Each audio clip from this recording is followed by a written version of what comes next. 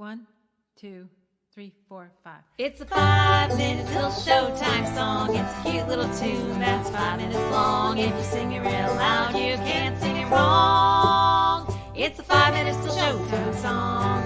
If we started all the action at the top of the show, there'd be buffering, loading, and spinning. So we play a little countdown to let you know that the real fun will soon be beginning.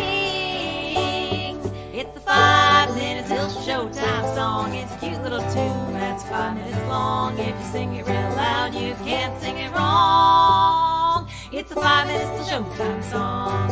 A countdown gives you time to prepare and builds up some anticipation. So get your snacks and grab a drink and settle in your chair. It's nearly time to share our fun creation. It's a 4 minutes till showtime song. It's a cute little tune that's 4 minutes long. If you sing it real loud, you can't sing it wrong. It's a 4 minutes till showtime song. If we started all the action at the top of the show, there'd be buffering, loading, and spinning. So we play a little countdown to let you know that the real fun will soon be beginning. It's a 4 minutes till showtime song. It's a cute little tune that's 4 minutes long. If you sing it real loud, you can't sing it wrong. It's a 4 minutes till showtime song. A countdown gives you time to prepare and builds up some anticipation. So get your snacks, grab a drink, settle in your chair. It's nearly time to share a fun creation. It's a 3-minute till showtime song. It's a cute little tune that's 3 minutes long. If you sing it real loud, you can't sing it wrong. It's a 3 minutes till showtime song. If we started all the action at the top of the show, there'd be buffering, loading, and spinning. So we play a little countdown to let you know that the real fun will soon be beginning. It's a 3-minute till showtime song. It's a cute little tune that's 3 minutes long. If you sing it real loud, you can't sing it wrong. It's a 3 minutes till showtime song. A countdown gives you time to prepare and builds up some anticipation. So get your snacks and grab a drink and settle in your chair. It's nearly time to share a fun creation. It's a 2 minutes till showtime song. It's a cute little tune that's 2 minutes long. If you sing it real loud, you can't sing it wrong. It's a 2 minutes till showtime song. If we started all the action at the top of the show, there'd be buffering, loading, and spinning. So we play a little countdown to let you know that the real fun will soon be beginning. It's 2 minutes till showtime song. It's a cute little tune that's 2 minutes long. If you sing it real loud, you can't sing it wrong. It's a 2 minutes till showtime song. A countdown gives you time to prepare and builds up some anticipation. So get your snacks and grab a drink and settle in your chair. It's nearly time to share a fun creation. It's the 1 minute till showtime song. It's a cute little tune that's 1 minute long. If you sing it real loud, you can't sing it wrong. It's a 1 minute till showtime song. If we started all the action at the top of the show, there'd be buffering, loading, and spinning. So we play a little countdown to let you know that the real fun will soon be beginning. It's the 1 minute till showtime song. It's a cute little tune that's 1 minute long. If you sing it real loud, you can't sing it wrong. It's the 1 minute till showtime song. A countdown gives you time to prepare and builds up some anticipation. So get your snacks and grab a drink and settle in your chair. It's nearly time to share a fun creation. That was a 5 minutes till showtime song, and now it's time to start the show.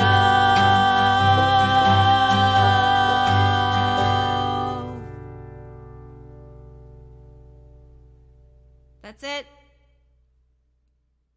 Time to start the show. Yeah, the song's done. Why are you looking at us like that? Oh, that was only 4 minutes and 30 seconds. Yikes. Oh, no. I guess we could ask people to sing the chorus with us again. Yeah, vamp, stretch it out. That was the 5 minutes till showtime song. A cute little tune that's 5 minutes long. If you sing it real loud, you can't sing it wrong. It's the 5 minutes till showtime song. Hey,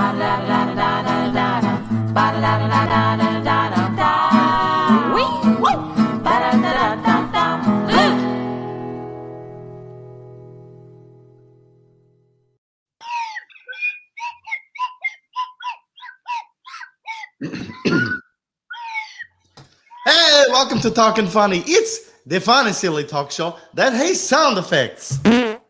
Hello there, my name is international hilarious comedian Sasha, joined as always by my lovely sidekick, the hilarious and ever so happy Noob. Hello there, the Noob. Big ups to you, buddy. Of course, but the Noob, he cannot talk because when he was a little kid, he watched his father kill his mother. Long backstory, so much exposition. Since then, we're not even going to bring it up today. We get a lot of hellos. Yes, still wheel time, says Teresa. Hooray, says Elizabeth. Good evening, says Larry. Woo, says Kristen Kylie. And finally, my hero, says Brad. He's talking about me or our guest. I do not know. A big old yay and a whoopee. And oh, hell yeah. Hooray for Tuesday. John Merritt tells us that he's hungry. All right. And High Knob says Goody 71. Noob got a haircut. He did. Noob, you look pretty cool, buddy. The hair is fresh. I want to. No one ever notices when I get a haircut. That's cool too. I had one a few weeks ago. Why does the audio sound different? That's a really cool question, Elizabeth. You can't tell, but I'm in a whole new space, and I haven't quite figured out this room yet. Yeah, there's a lot more reverb, but I didn't have time to figure that out. Let's do this. The most power-packed, talking funny guest lineup ever. I agree. Matt DeMarco. Ladies and gentlemen, I want to bring something up. We're going to bring our guest out in just a second. But this week, by order of the president of the network, we are running a poll. It's a live poll that you can participate in. So please let us know, how does Talkin' Funny make you feel? You can enter the live poll at talkinfunny.com/poll, where you can tell us throughout the show.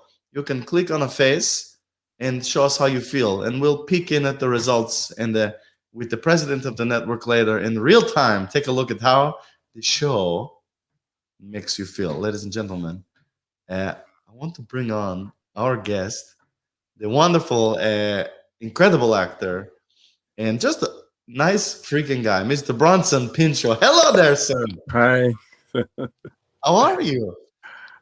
I'm okay. How are you? We're doing swell. A little existential at the moment, but Oh, really? I'm feeling a bit existential myself. Why you? Tell the story. Oh, it's my birthday, day after tomorrow, and I get a little blue on my birthday. I tell you, I feel you. First of all, I do want to say we had a guest comment already. Bronson, I want to wish you a very happy early birthday. Love, Kathy. But he doesn't look like a Kathy. He doesn't. Not at all. But happy birthday. And once we heard that news, wait till you see what we got for you.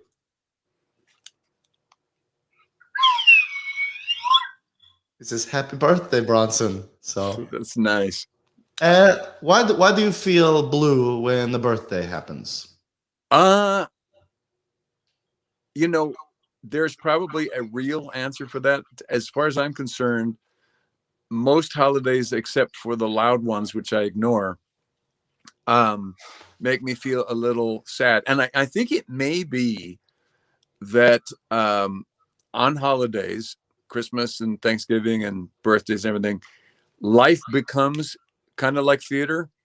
And it becomes like theaters, because you have to act a certain way and feel a certain way or appear to feel a certain way. And since I do that for a living, it kind of depresses me. That may be part of the answer. I don't really know the real answer, but it's certainly not a glib answer. No, there's a real reason, and I don't know what it is, but I just kind of simmer in it. I don't try and run away from it. I used to make sure I was literally in a jet on every holiday so that I wasn't even touching the planet Earth, if you can believe it. I can't believe it. I think that's a great answer. Glib or not glib, it definitely feels genuine to me. So I appreciate that a bunch. And we talk about that a lot. Every single one of our guests can relate to that. People are already saying feeling blue on one's birthday makes sense. Kristen notes, Bronson looks damn good. Happy birthday. Which is pretty cool as well. Is last year at literally around this time, which was, I'm gonna sneeze, and I think it's the first time I've ever sneezed literally on. No, it's gonna run away. It got bad. My sneeze got stage fright. But last year, right around this time, when we were all really in the grip of, is it ever going to get any better? And we were all just getting minute to minute with the Doritos and the junior mints and all that. I happened to see my reflection in the mirror by accident. I had been not looking on purpose because I knew what I was going to see. And indeed, there I was, pretty seriously freaked out, older Italian American guy with a lot of extra weight on and hair way out to here and so for reasons I still don't understand, but I'm glad I did. I said to myself, since it's a pandemic and nobody's really paying attention to anything but their own worries anyway, I always get really grouchy when I go healthy. But I thought, well, who's going to notice?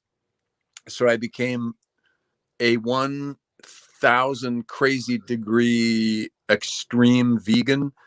And I really enjoyed it because the last time I was a vegan was the 80s.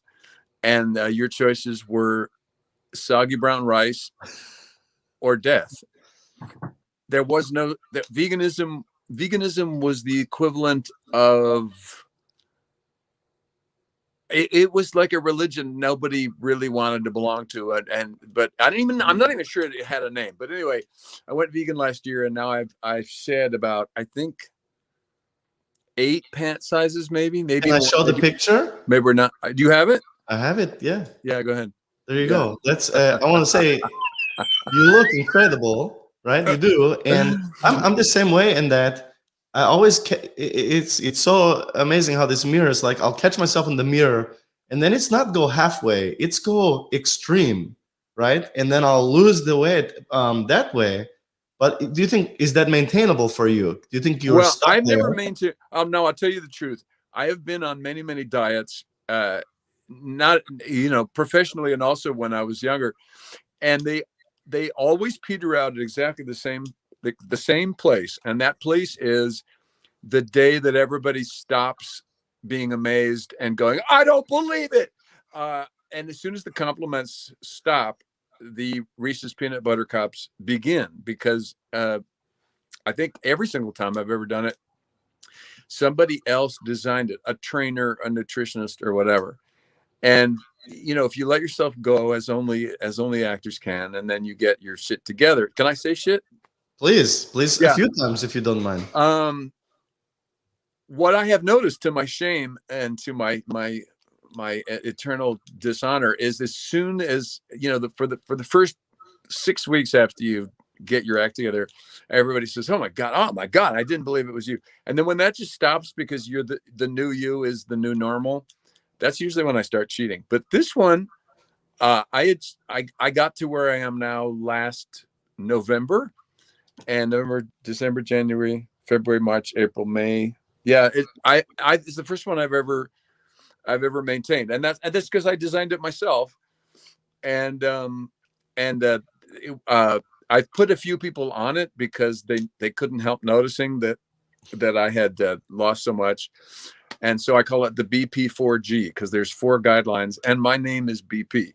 Yeah, that's good. Well, you should market that, and I need it. It's really kind of strict, but you can't really. The funny thing is, you can't market anything that isn't. It's like I was in the drugstore the other day, and I saw a fragrance by Jennifer Aniston, and I was like,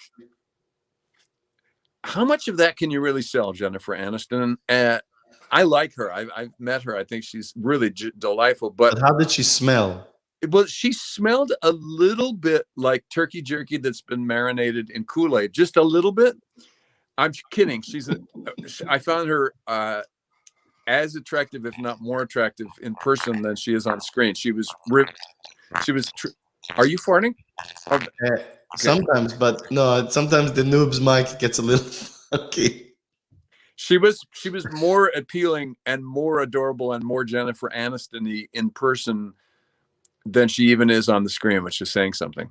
And I don't know what her fragrance is like, but I look at those things and I think in 6 months, when they take it off the shelves and it's at the, it's one of the reasons I never sign ever. I never sign autographs for businesses, because if you're a New Yorker, you know that whenever you go to a Chinese restaurant, there's a really, really yellowed series of 8x10s of all the big stars from the 70s with huge 70s helmet hair and a thing like, thank you for all the great fried rice or whatever. And it's like, why would you, why would you? But anyway, what I was really going to say about anything marketable is you can only market it if it looks easy and if it looks like a miracle, and if it, and if you don't really care what happens in 5 weeks. But I do. So nobody really follows it, except I have one family member that has, and she's really come a long way. But I like it. I eat quite a lot. As a matter of fact, I'm hungry right now. That's awesome. Hey, we have a lot of questions coming in that I want to pop up. Holly says, whenever you're ready to tie the marital bow, can I be the one who is blessed with becoming Mrs. Bronson Pinchot? A catch like you is worth every second of whatever weight there may be. And the wife, God bless you always. Happy birthday. Keep smiling and wear your glasses more, says Holly. Okay, newsflash. Being married to me is anything but a blessing, because I have a private time to public time ratio of 10-1 minimum. And as a matter of fact, I remember a girlfriend I had a few years ago, her little girl, who's now a mother herself, said, Bronson, all your other boyfriends have been like dogs, and Bronson's like a cat. You look up and you're having a party and he's there and he's being Bronson, and then he's literally gone and you find him hours later under the bed. That's great. That's a very cool analogy. Well, her mother put it in a movie, actually. Her mother was a writer. She put it in a movie. Which movie? Clueless. I think there's a thing in Clueless that where Cher, the lead character, says that most men are like dogs, and that came from little Miss Molly, who was 8 at the time, who is now a mother of 2. Oh, that's amazing. We have a question. Well, Dave wants to tell you that in 5th grade, he put the flag in front of the school, and administrator said, do not put up the flag if it's going to rain. I said, of course not. Don't be ridiculous. They thought I said, don't be dickless. That traumatic event represents 2 years of therapy. I can't believe I'm getting the chance to tell you that story.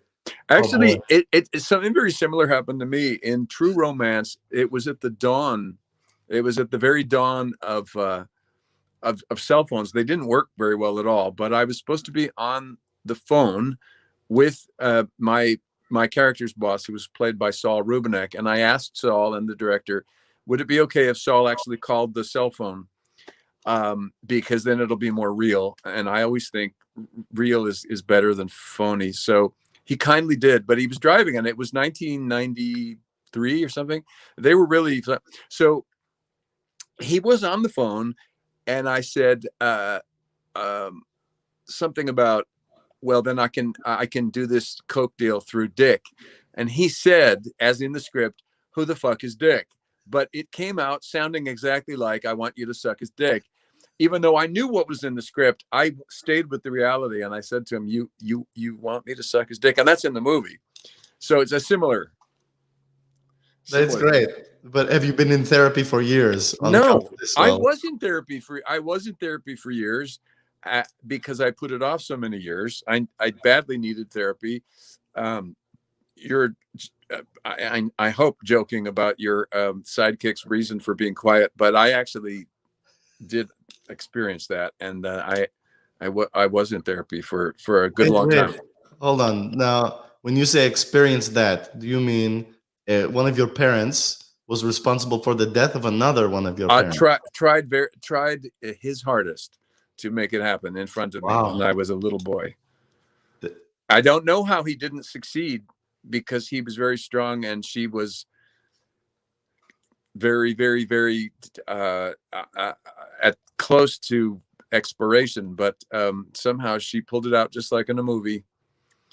Okay, I have to say, we've been playing these silly characters for maybe 20 years, and we always have this joke that the noob does not talk because when he was a little kid, he watched his father kill his mother, right? And of Yeah. course, it's a joke, but never in my life is blowing my mind that here we have Bronson Pinchot on the show, which to both of us is like amazing, right? It's incredible. And then here, this silly story we tell, you Yeah. have this actual connection to something like that. So It, one, it, I hope you're it not happened offended on by our Christmas. joke, and two, thank you for sharing that with us. It happened on Christmas, which is another reason why for many decades I insisted upon being in the air, literally not even touching the planet Earth on Christmas. But I've gotten better. If you ever see those videos, sometimes late at night I watch these videos, these amazing odysseys where they will show an animal that you think it can't possibly survive, and they're just holding it and cuddling it and hoping to give it some comfort as it dies, and then it comes back, and it months and months and months of kindness and everything, and then it becomes a very healthy dog, and I love these. But over the years I've gotten a lot better. I can stand Christmas as long as I am near the door, just in case the fake theater gets too much, because Yeah. I don't like. It's bad enough that when you're in the theater or you're on a set, I mean, it's fine. But when they say, okay, now's the big scene where you cry, or now's the big scene where you're in love, it's bad enough you have to do that for a living. But when somebody says, okay, this is real life, and here comes so and so, and they got you something that you don't like, and you don't like them, and their spouse is rude and smelly and drunk, and you have to act like you love them. See, that's when life becomes bad theater, and that I resent. I think I should only have to do it at 8 p.m. when the curtain goes up, or on a set. I did my first nude scene the other day. Just the other day. Yes. Well, before you go there, and I want you to go there, but I want to say everything you're saying, and I'm watching in the comments. So many people listening to you say this right now can absolutely relate to you, but they never hear people vocalize that, right? So I think it's great. One of the reasons I do is because I became well known playing the happiest, most optimistic character probably ever, and I was going through the worst of times while I did it. So one of the reasons I knew I could be helped was that I would be in my dressing room experiencing the misery of depression and anxiety, and then in the 60-second walk from the dressing room to the set, I would feel myself and watch myself let it go to play the character on Perfect Strangers. And then as I walked back to my dressing room to change, I would feel it come back. But I used to say to myself, if you can shed it for artistic reasons, then you can shed it. Because I thought, it's for an artistic reason. It's doable. It's obviously doable. So that's how I knew it was doable, even though I didn't get any help until about 5 or 6 years after the series ended. But I'm glad I did. I was afraid. Everybody said it would make, if I got help, then I would not be able to access my emotions so easily in acting anymore. But it turned out to be the opposite. It's far easier now. I agree. I think through therapy, you gain greater access to those emotions. At least the way because then you're not afraid of what'll happen. Yeah. You're not afraid you'll actually go nuts. So that was the thing, and I do talk about it. Although it's funny.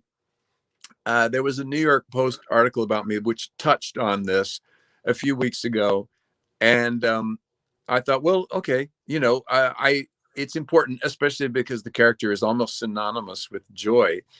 And so Australia, some show in Australia Today, or This Morning Australia, or whatever, said, we want to interview you, and we're going to touch on that if you don't mind. I said, no, I'm fine. And but they always have the clock running. So there they are. As you know, morning shows are always overlit and over made up and over everything. I really can't stand. They're just hi. And so these jolly blonde Australians said, so tell us about how you got treated for how you overcame depression. And I started to talk about it. And after about 13 seconds, they said, okay, thank you. And that was the end of the segment. Or they wanted to talk about something else. But I thought it was so funny that they should broach the subject. And then they didn't even have a producer saying, No. okay, the guy's actually going there. But Yeah. no, they cut me off and said, that's great. So that's part of the problem for, I thought there are people watching. Everybody knows somebody, or they've either experienced it or they know somebody. And I thought, well, there you go. That you're reinforcing the fact that the hosts of this entertainment show don't really want to open that Pandora's box. No, So that's what this show is all about, to be honest. It's great big sparkly vests, but we talk about the real shit. So I can't tell you how much we appreciate that. I'm not going to do a morning show. It's just part of the fabric. It's just part of for the sure. fabric, Now check out this. This is not a morning show segue, but it's a good one. Goody says, sorry to take it back to the nudity, but I'd like to know if it was a peener shot or a butt cake shot. Okay, so here's what it was. It was a butt cake shot. I was screwing two coke whores, and only I was nude because the theme it's kind of a quirky and clever little thing on this show. Their commitment is, because there's been so much gratuitous female nudity in entertainment, they don't show female nudity, they show male nudity. So I was on top. I was in a three-way with these two coke whores who were played by some absolutely lovely actresses who I do have careers in porn. So they had their clothes on. I had nothing on except what they call a modesty garment, which is a little pouch, like you would a little pouch made of nylon with a little drawstring. And I'm not bragging to say that it wasn't sufficient.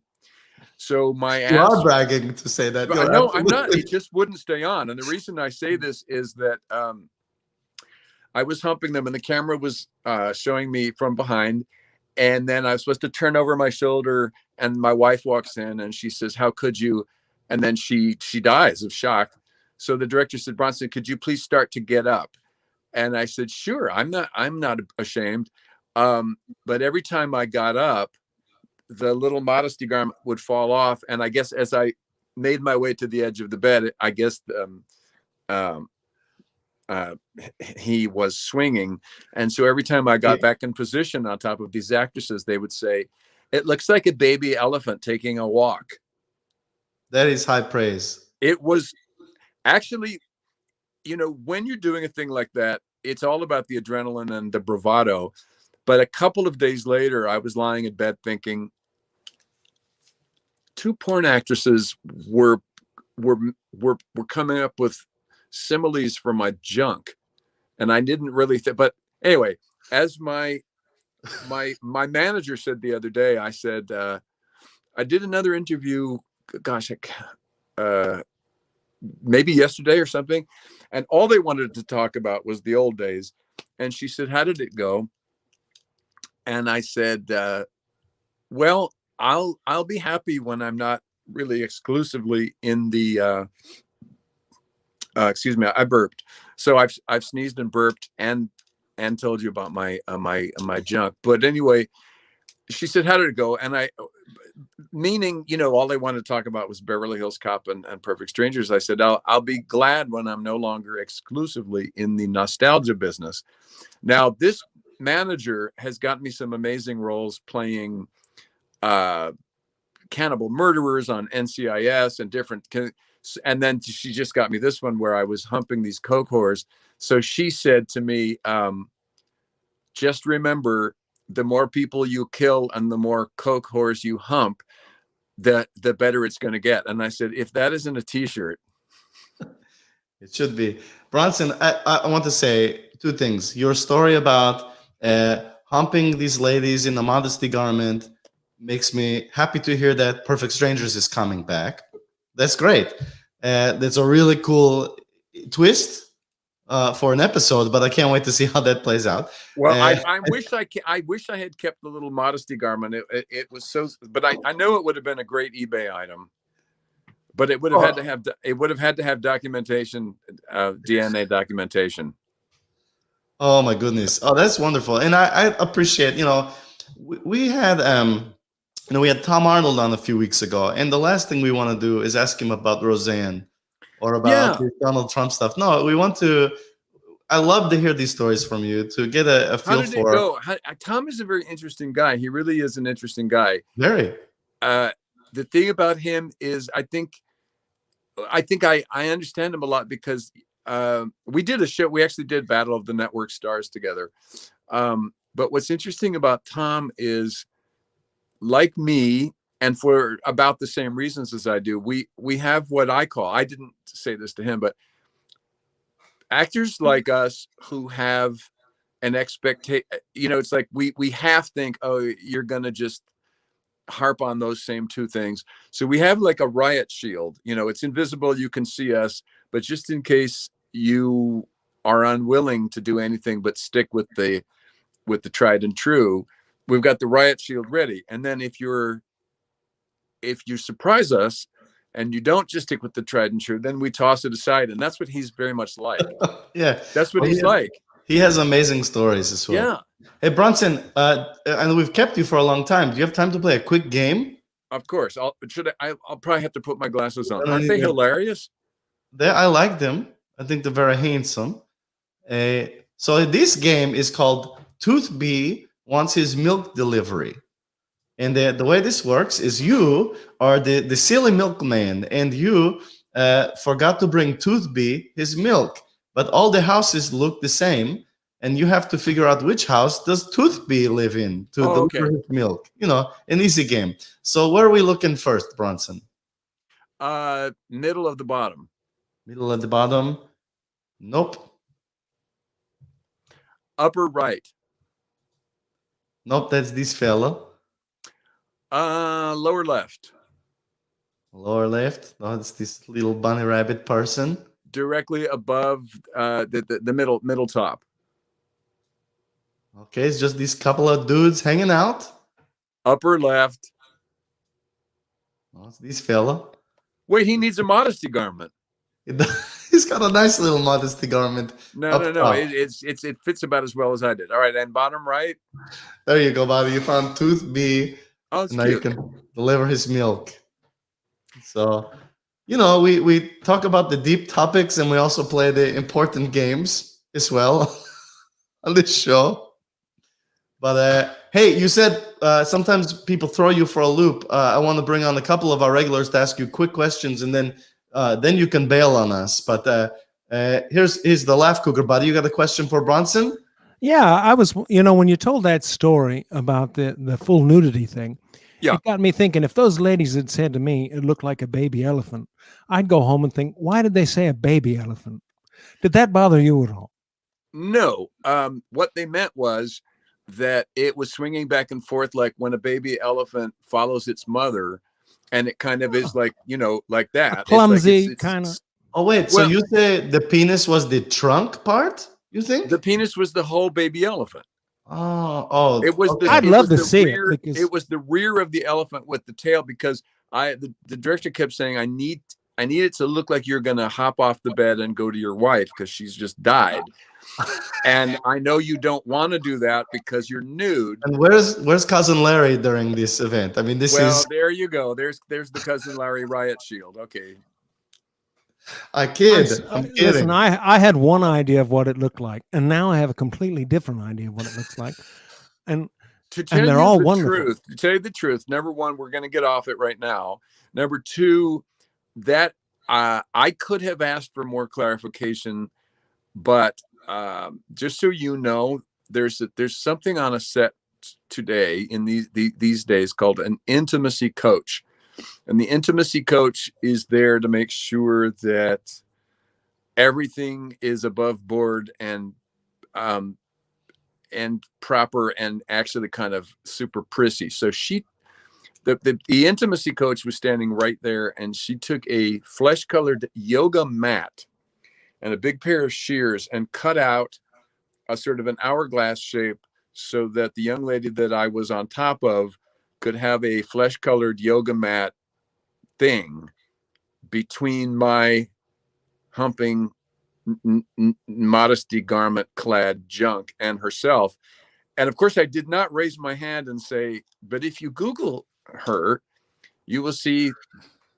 Okay, so you're a gentleman, that's why. I did not want to go back to these two ladies and say specifically, what are you picturing when you say it's a little baby elephant? I had my image and I'm sticking with it for now. And the next question is, my wife wears the same thing when we film lovemaking. One more question. Lev Cougar, thank you, buddy. I want to say you had an intimacy coach on that show. I would like to introduce you to the intimacy coach on our show. Here's Carol. Carol, you got a quick question for Bronson. Hi, Bronson. How are you? hello there. I think you're very handsome. I really like your glasses. I think your glasses and my glasses could have beautiful babies together. I did really quickly. I wanted to ask you, are you excited for when your baby elephant puts his tail straight up in the air and waves it around to say hi to mom and dad? Because I would be excited too. Okay, if I were you, Yes. I would just, well, you're too young to remember, but in the old days, the TV at the end of a show, when you turned it off, would go black, and then there would just be a little spot in the middle, and then you would look, and then it would just gracefully kind of disappear. So that's what you need to do with that topic. All right. Disappear. Carol, we'll talk to you in a minute again. Bronson, there you go. Disappear. Hey, all honesty, again, thank you for spending time with us, Mr. Bronson Pinchot. A real honor to have you on the show, and thank you for sharing some real stories with us. We're wishing you the best. Hope you're well. Same to you. Take care. And there's Bronson Pinchot. Laugh Cougar. Carol, come on back, guys. Hi, guys. How are you? I'm fantastic. You know, Bronson reminded me of a joke I'd like to tell. What do you call a nose with no body? A nobody? Nobody knows. Oh, nobody knows. That's good. Bronson Pinchot, that was a cool interview. I think we frightened him toward the end, but That's he told not right. no, that's I mean, he brought it up. He broached the topic. We just kept on digging. That was beautiful. That's all right. You know, your body, your choice. You should be able to talk about it and not have anyone else talk about it. I get it. I get it. Bronson and Carol, Tenny 24. That's great. All right, ladies and gentlemen, we are going to have a little bit more fun tonight. Our musical guest, he's a no-show, Clappin Wolf Connors. It must be out on the wolf pack. But we do have two people who are going to try to guess the combination to rescue the Noob's mom from the safe and a new episode of For Worse. But first, 60 seconds, Robert needs a scarf.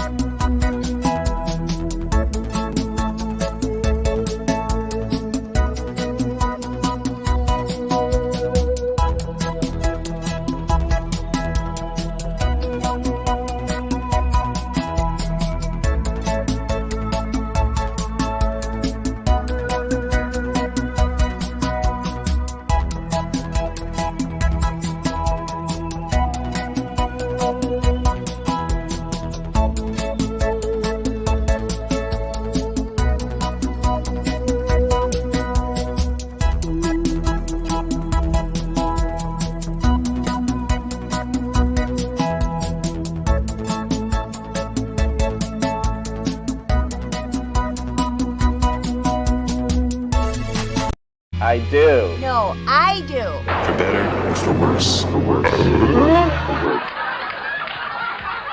Sai, you should try these new gummies I bought. They're delicious. What are they? They're called Laughables. And you know what? What?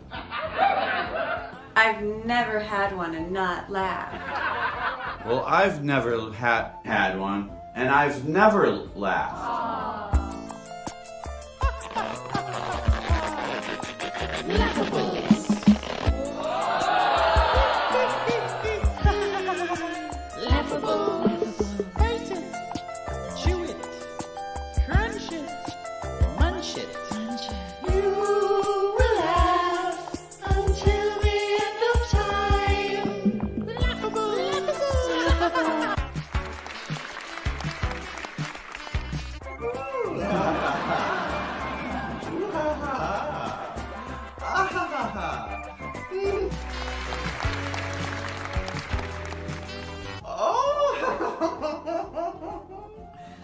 Oh, Lola, I don't think I've ever had this much fun. Me either. I don't think I've ever not enjoyed a football Franks. You know, they get aroused when you boil them. Oh, I know. Football Franks, They get aroused. when you boil them. You know, Cy, while I was out, I picked us up a very special bottle of Clobber. Really hard liquor. Hard liquor. Ooh. Clobber sounds absolutely enchanting. Oh, it is. Drink up. Really hard liquor. So hard. When you want to get knocked out, drink Clobber. Clobber really knocks you out. Oh, Lola, I don't feel so good. I've never had a bottle of Clobber without getting clobbered. Oh, ooh, oh, I'm afraid of heights. How do you feel about adding a third? Okay. Hot dog. Women are from Mars.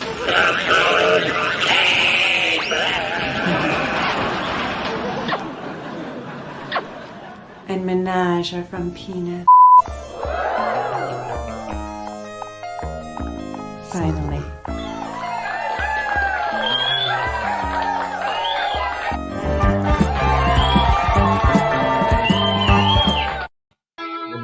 That's a cliffhanger. That's a pretty crazy cliffhanger. I'm pretty excited to see what happens there. Great episode, Noob. You okay, buddy? What are you? Oh, you're looking because you should be up there. There you go, That's buddy. right. That's all good. Hey, we have I don't know. I things are weird now, but that's the show. We got a little weird. That's okay. What is opponent's environment from there? Says Matt. We can answer. That's part of that other show. Anyway, ladies and gentlemen, here we go. We have a couple of things we're gonna do pretty quick. I promised you we'd take a look at that poll.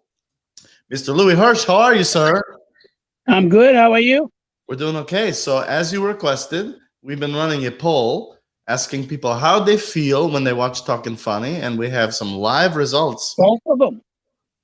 Let's see it. So here we go. This is how Talkin' Funny makes them feel. We see a couple of clicks on the yellow and a whole bunch of clicks on the green happy face. What do you say about that, buddy? I say the three people who watch the show, two of them like it. Now, if we could just get that up to maybe 6 or 9? 6 or 9 people at the same time? At the same time. What a concept. I'll tell you, I've been watching the viewer count, and since Bronson left, there were a lot of people here for Bronson Pinchot, and since he's left, a lot of them have disappeared. So what does that say about the show? I have to admit, I love Bronson. He's great. What a cool If I had guy. a show where I could get Bronson to host. That Well, would be a show.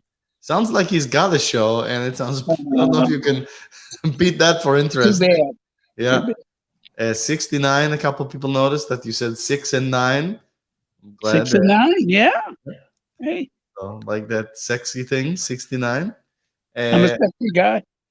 Very sexy guy, Mr. Hirsch. Thank you for running a poll for us, buddy. You hopefully You're welcome. all is well. We'll talk to you again soon. Next week, hopefully. Next week, sir. Goodbye, Mr. Louis Hirsch, the president of the network. Oh boy, couple more things I want to get to today. What's that? Yeah, Left Cougar, how about the joke? I don't have any jokes, but I'm always ready to play music. Oh, that's so unfortunate. Let's try that again. There we go. To see you, Arm. All right. Yeah, what are you saying? You'd like to play a song? Would you be our musical guest today? I could. Okay, well, I think that's a done deal. Laugh Cougar. Okay, let me before we do that, since we didn't have an opportunity to sound check, tell me if you can hear this. Yeah, the baby screaming? Is it in the guitar? Did you hear it, or is it? Yeah, is it too quiet? No, it sounds wonderful. Okay, sure. Let's do something. Let's do it. Laugh Cougar, take it away, buddy. Okay, this is by Otis B. Love, the Pink album. It's called "Can You Dig It."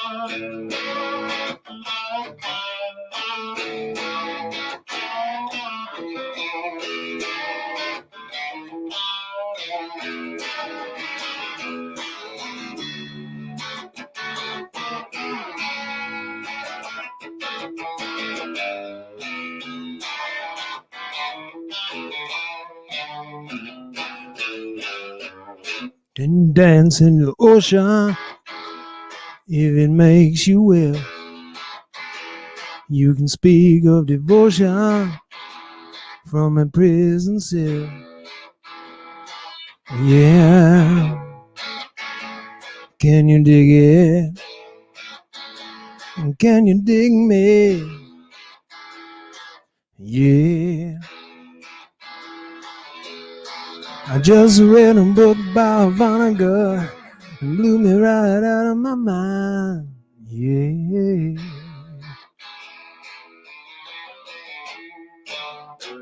Let's hear the neck pickup.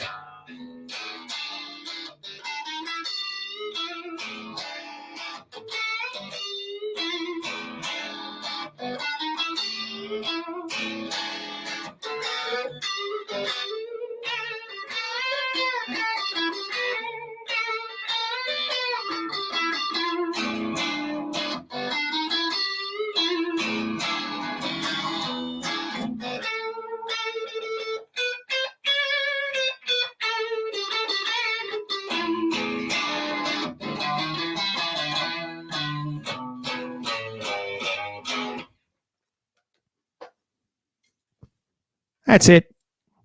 That was pretty fucking awesome, buddy. Oh, thanks, bro. Nice work. In a pinch, Laugh Cougar comes through with a musical guest for us tonight. Where can people find this Otis B. Love album, buddy? Oh, gosh, anywhere that sells albums, pretty much. The Pink album. The Pink album. Check that out. Yep. That's great. Thank you for doing that. That was really good. What did you think, Pretty Debbie Shortcake? So good, I want to throw something.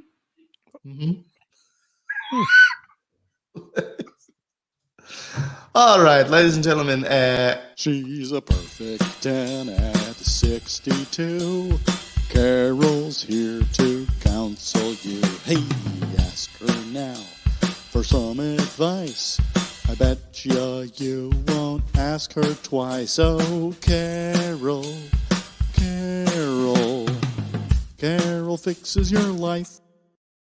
Hi, Sasha. Hi, Noobers. Hi, Laugh Cougar. How are you? Gosh, I'm sorry for surprising you earlier and perhaps ruining the surprise about how you're in a cage. No, I mean, it's okay. The earlier people know I'm in a cage, the better it is that I'll get out. But someone's running around town tossing old ladies in safes and putting other old ladies in cages. And I thought about it.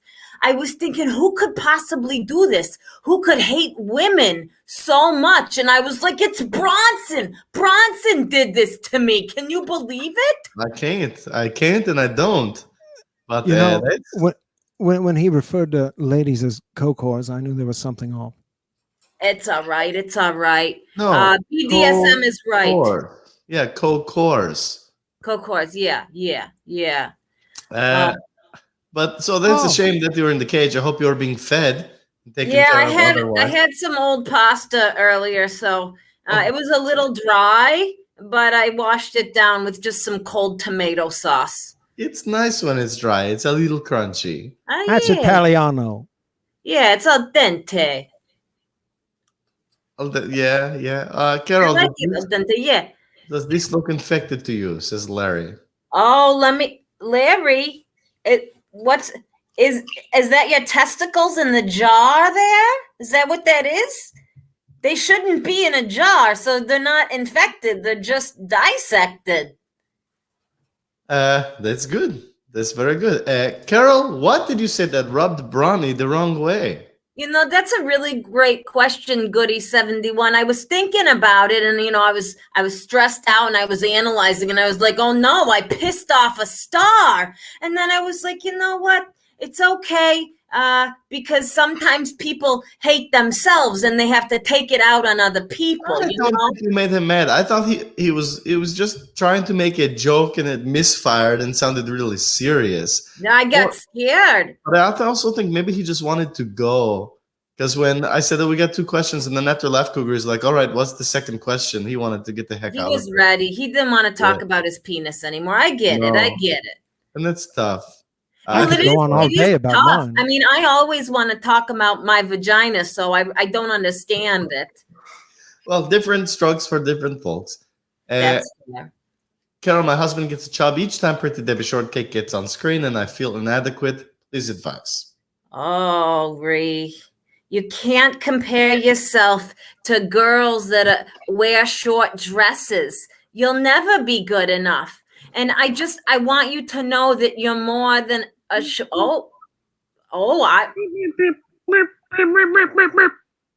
my vagina started to tingle a little bit with that, so maybe I don't have any advice anymore.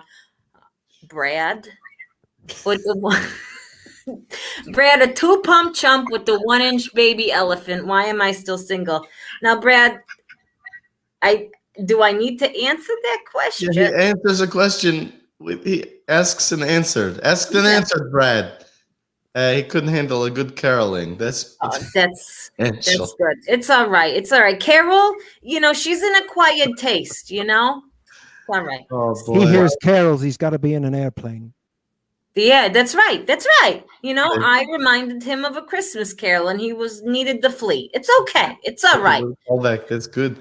Carol, I think I would have been most upset if he had said he didn't want a second helping of my pasta and meatballs. So we're all right. We're good. We're good. I'm gonna talk to him later. Carol, you got a plug. I do got a plug. All right, you guys. You see this? You see? I mean, you can kind of see it. Carol fixes your life. It's a T-shirt. And if you go to the TikToks and you follow at Comedy Laureen and then somehow you tell me, I'll give you a T-shirt, except I only have 10 of them and I don't have extra smalls or extra larges. So, if you're like the small, medium, large, and there's 10 of you, I'll fucking mail you a T-shirt. Go follow my ass on the TikToks, because once I get 1,000 followers, then I can give my Carol advice to the whole TikTok community. Bam! Bam, do it. Follow Comedy Lorraine. Tell her, get a T-shirt. I'm going to do it. I want a T-shirt. That's right. Who doesn't? That's phenomenal. Goody 71 says, following. Thanks, Goody. Thanks, Goody. It was that easy. We've been begging for YouTube subscribers for years and years. Sasha, you got to get on the TikToks. That's where all the teenagers are going. And if you want to stay hip, Won't do it. I'm allowed to be around teenagers. That's fair. Matt, where you going at 9 o'clock? Everybody says Yes, and tell your friends too. You know, because she's not shameful. Plus, less. I don't know. Whatever. I'm a whore for some attention, is what I'm trying to say. I want a T-shirt too, but I don't TikTok. Sounds You know like what? for Daniel. Daniel, I think you're the guy that got a Mother's Day video. If that was you, send me your address. I'll send you a T-shirt. All right. If it wasn't you, just give me your address. I'll say hello in person. I'm just kidding. I won't do that. I won't do it. Oh my Amazing. goodness. All right, here's what I gotta do, Carol. I gotta send you away. We talked to Bronson for so long. I gotta rush through the end of the show. That's all right. It's all right. I'll see you guys later. So happy you're in a cage, and best of luck to you. Thank you so much. Send some rations, please. Be well, Carol. All right, Carol. Now, ladies and gentlemen, we're gonna do this pretty quick. We're gonna try to get people to win this $50,000. Only got a couple more attempts at this. So, Dr. Ree is not trying this week, but her husband sure is. What's up, Dr. Ree's husband? Oh, hello there. How are you doing, buddy? Was it worth hanging around this long to make your guess? Absolutely. We got to talk about baby elephants and whatnot. There was some talk of baby elephants. Tell me, buddy, what was your guess and why? My guess was 2868 because it's my wife's favorite C word when you look on your telephone keypad. Ah, I did not catch that. Well, I hope that's a winner, buddy. Let's keep my fingers crossed. It's not. Here we go, Dr. Reese husband. Feel good about this. What was an into this guy? Free Carol. You gotta get Carol out of here. Up. What fuck you guys? Up. You didn't win. Oh, he's gone. We lost him. He was very angry. He lost. He's a loser.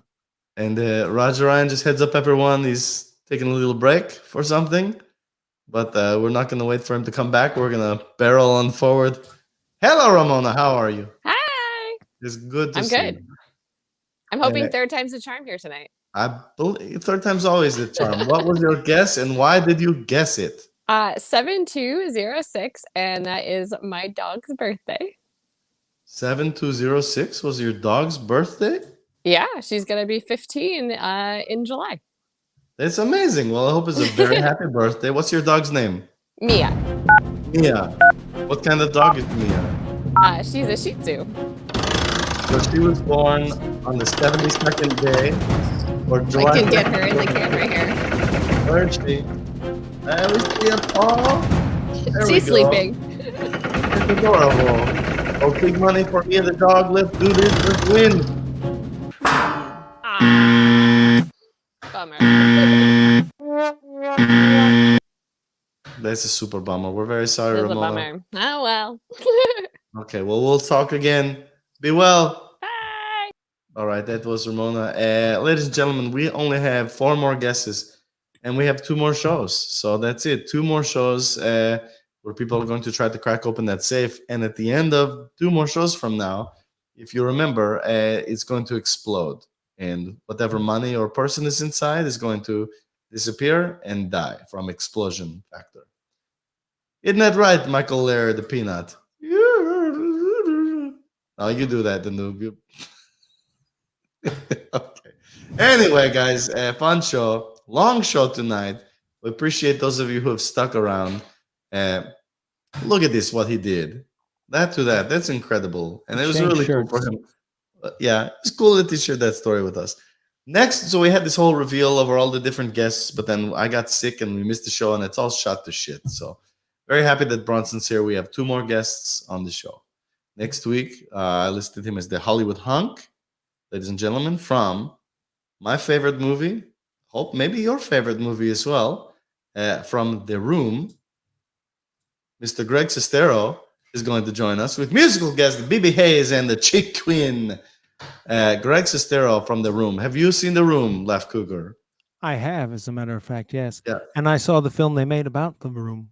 Yeah, that's right. Disaster Artist, which was based on the book written by our guest next week, Mr. Greg Sestero. So he wrote the book that was turned into the movie that you saw about the movie that he was in, which is crazy.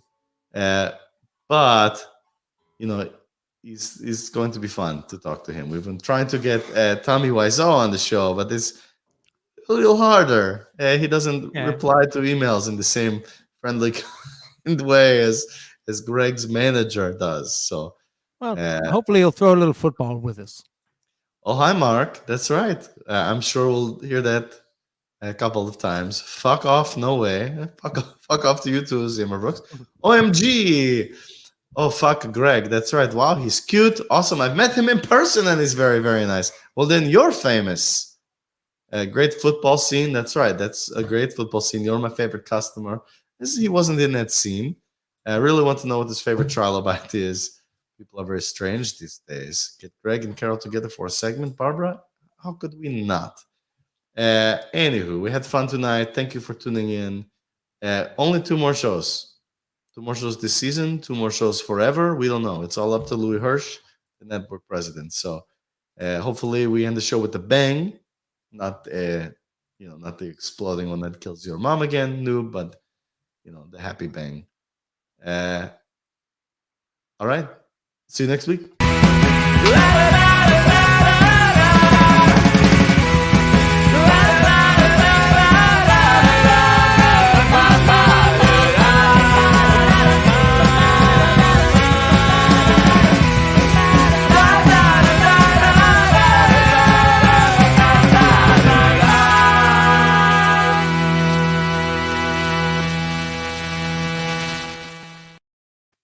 Elephant, elephant, elephant, you're a star.